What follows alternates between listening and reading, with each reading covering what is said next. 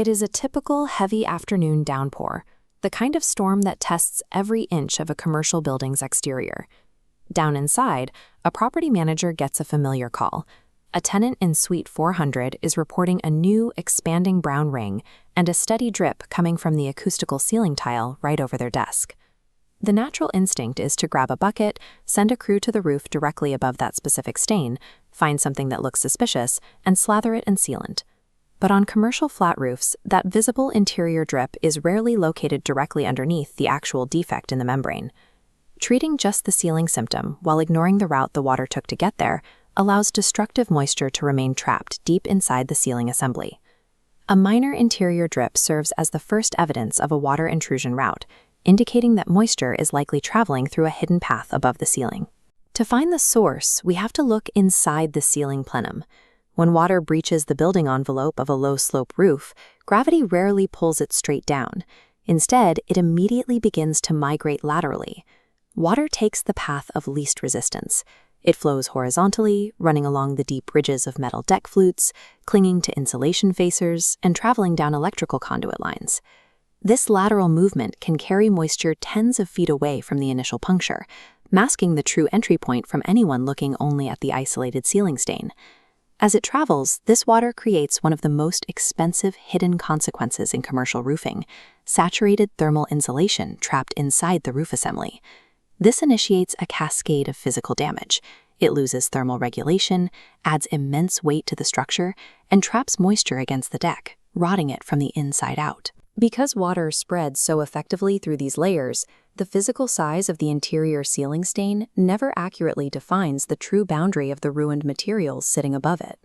So, if the water is traveling inside, where is it actually getting in?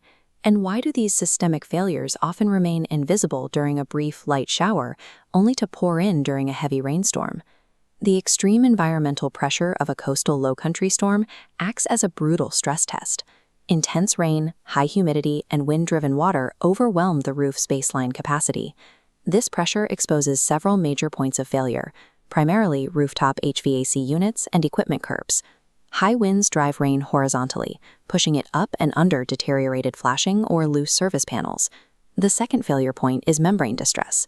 Heavy wind-driven rain forces water into compromised seams, blisters, or wrinkles in the roofing material that usually go unnoticed on a clear day.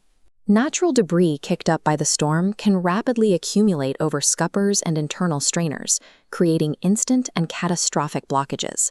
A blocked drain turns the roof into a temporary pond. Standing water increases hydrostatic pressure on seams and penetrations that were designed to shed water, not hold it under weight. Heavy rain exploits existing, hidden weaknesses across the equipment, membrane, and drainage systems, often overwhelming all three subsystems simultaneously. When these weaknesses fail, property managers need a strict response protocol. The priority is life safety. Immediately restrict access beneath sagging or bulging ceilings, and move tenant property and electronics out of the drip zone.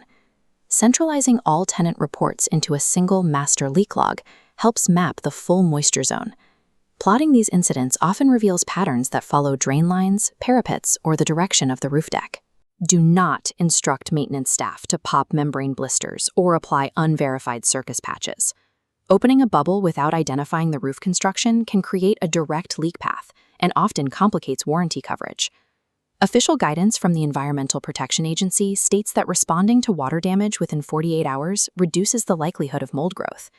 This requires the complete physical removal of wet ceiling tiles and saturated fiberglass or cellulose insulation. Because of how far water travels laterally, a lasting resolution requires a professional inspection to definitively connect those interior symptoms with the true rooftop entry points. The experts at MasterRoof Mount Pleasant provide comprehensive moisture surveys to trace water intrusion to its source. Contact us to restore your roof's integrity before the next Lowcountry downpour hits.